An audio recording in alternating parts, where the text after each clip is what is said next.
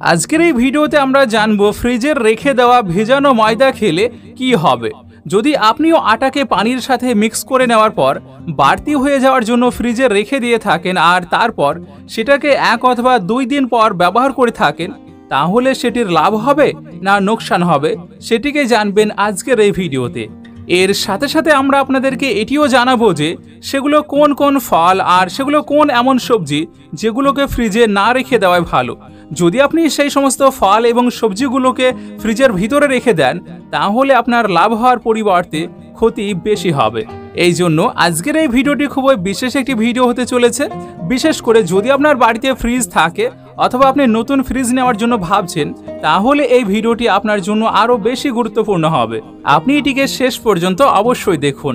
আর সেই সঙ্গে আপনার কাছে একটি ছোট রিকোয়েস্ট থাকবে যে ভিডিওটিতে একটি ছোট লাইক অবশ্যই করুন। আর যদি আপনি আমাদের চ্যানেলে প্রথম এসে থাকেন তাহলে চ্যানেলটিও সাবস্ক্রাইব করে আমাদের সঙ্গে জুড়ে থাকুন। বর্তমান সময়ে একটি এমন ট্রেন্ড চলছে যে যখন মহিলারা আটাকে বেশি ভিজিয়ে নেন, মানে যতটা প্রয়োজন ছিল তার থেকেও বেশি মিক্স করা হয়ে যায়, তখন সেটিকে রেখে দেওয়ার জন্য বাড়তি কোনো জায়গার প্রয়োজন পড়ে। যদি উদাহরণ দিয়ে বোঝানো হয় তাহলে ধরুন কারোর 5 কিংবা 6টি রুটির প্রয়োজন ছিল, কিন্তু তিনি 10 কিংবা 12টি রুটির ময়দাকে মিক্স করে নিয়েছেন, তাহলে সেই বাড়তি যে ময়দার মিক্সার করা হয়েছে সেটিকে তখন ফ্রিজে রেখে দেয়, যাতে করে পরে যেন আর আটার মিক্সার করতে না হয়, আর যেখান থেকে সময়ও বেঁচে যাবে আবার পরিশ্রমও কম হবে। এবার যখন কথা আসে কোনো খাবার জিনিসকে কোথাও রেখে দেওয়ার অথবা সেগুলোকে এক স্থানে করার, তখন মানুষ বেশিরভাগ সময়ে ফ্রিজেরই ব্যবহার করে থাকেন। তাহলে সত্যি কি এটি সঠিক পদ্ধতি না কোনো ভুল পদ্ধতি গ্রহণ করছেন? কেননা সত্যতা এটি যে কিছু এমন জিনিস আছে যেগুলোকে ফ্রিজে রাখতেই নেই, সেগুলোকে ফ্রিজে রেখে দেওয়া মানে নষ্ট করার সমান সমান হবে এবং আপনার শরীরেরও ক্ষতি হবে। ঠিক এমনইভাবে যদি আপনি ব্যানানা মানে কলাকে কখনো ফ্রিজে রেখে দেন তাহলে সেটা খুব তাড়াতাড়ি নষ্ট হয়ে যাওয়ার সম্ভাবনা থাকে, আর এই কারণে এটিকে ফ্রিজে না রাখাই ভালো। যদি ফ্রিজ ছাড়া অন্য কোনো স্থানে রেখে দেওয়া হয় তাহলে সেটি খুবই ভালো থাকবে। এর সঙ্গে সঙ্গে তরমুজও একটি এমন ফল, সেটিকে যদি ফ্রিজে রেখে দেওয়া হয় তাহলে এর ভিতরে উপস্থিত থাকা অ্যান্টিঅক্সিডেন্ট শেষ হয়ে যায়।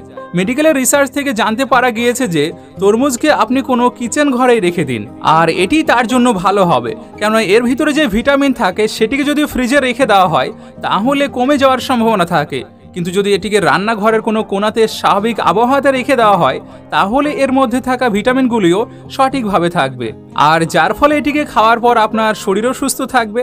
কিন্তু তবুও যদি আপনার তরমুজকে ফ্রিজে রাখতে খুব মন চায় তাহলে আপনি সর্বাধিক 4 ঘন্টা পর্যন্ত রাখতে পারেন। আর হ্যাঁ, সবসময় চেষ্টা করবেন সেই তরমুজকে কোনো পেপার কিংবা ব্যবহার করা যায় এমন কোনো পলিথিন দিয়ে জড়িয়ে রাখার।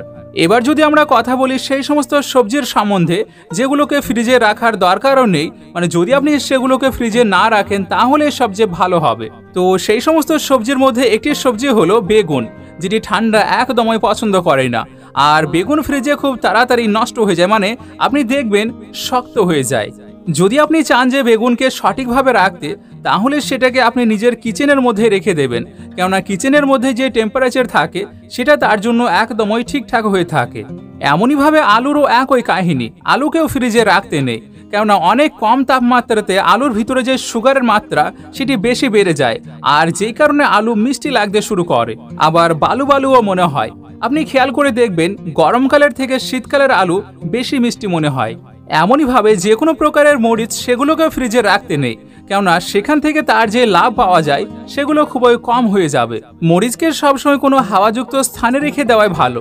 এর সাথে সাথে পেঁয়াজও একটি এমন সবজি যেটিকে তাজা রেখে দেওয়ার জন্য হাওয়ার প্রয়োজন হয়ে থাকে, আর এই জন্য কাপড় দ্বারা বানানো কোনো ঝুড়ি অথবা আপনার কিচেন ঘরের যে আলমারি কিংবা তাক থাকে সেগুলোতে রেখে দিতে পারেন, তাহলে সেটি সবচেয়ে ভালো থাকবে আর যাবেও অনেক দিন। আরেকটি কথা সব সময় মনে রেখে দেবেন, পেঁয়াজকে কখনোই আলুর ধারে কাছে রাখবেন না, কেননা পেঁয়াজ থেকে একটি এমন গ্যাস বের হয় যেটি আলুকে খুব তাড়াতাড়ি খারাপ করে দিতে পারে। এমনইভাবে পেঁপে, আম এবং টমেটোকেও বেশি দিন ফ্রিজে রাখতে নেই।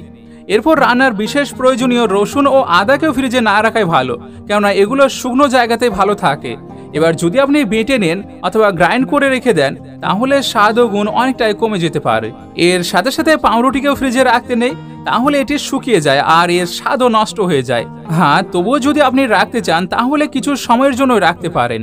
তাহলে চলুন এবার আমরা ময়দার সম্বন্ধে জেনে নিই। যখন ওই রুটি বানানোর কথা আসে তখন ময়দা কিংবা আটার কথা সবচেয়ে উপরে উঠে আসে, কেননা রুটি আটা ছাড়া তৈরি হয় না। প্রথমের জামানাতে আমাদের বাড়িতে ঠিক ততটাই আটা মিক্স করতেন যতটা তাদের প্রয়োজন হতো, কেননা সেই সময় কোনো ফ্রিজ ছিল না, আর যদি বেঁচে যেত তাহলে খুব কম ওই বেঁচে থাকতো।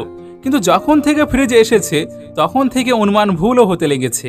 আবার কিছু কিছু মহিলারা এমনও থাকবেন যারা কয়েকদিনের আটাকে একসঙ্গে মিশিয়ে নেন যাতে করে তাদেরকে পরিশ্রম কম করতে হয়। কিন্তু বিশেষজ্ঞরা জানিয়েছেন এই পদ্ধতিটি আপনার শরীরের জন্য ব্যাপক ক্ষতি করতে পারে, অনেকটা লোকসানদায়ক হতে পারে। কেননা আটার একটি বিশেষত্ব আছে যে বিভিন্ন ধরনের জিনিসগুলোকে সে নিজের ভিতরে শুষে নিতে পারে, আর এই জন্য ফ্রিজের মধ্যে যে সমস্ত অন্য জিনিসগুলো থাকে তাদের মধ্যেকার যে জীবাণুগুলো সেগুলো আটার মধ্যে চলে আসে, আর তারপর সেগুলি খাবারের মাধ্যমে মানুষের পেটে চলে যায়, যার ফলে মানুষ অনেকটা অসুস্থ হয়ে পড়ে। এই জন্য আমরা এটিকে চেষ্টা করব ততটাই আটাকে ভেজানোর যতটা প্রয়োজন পড়বে।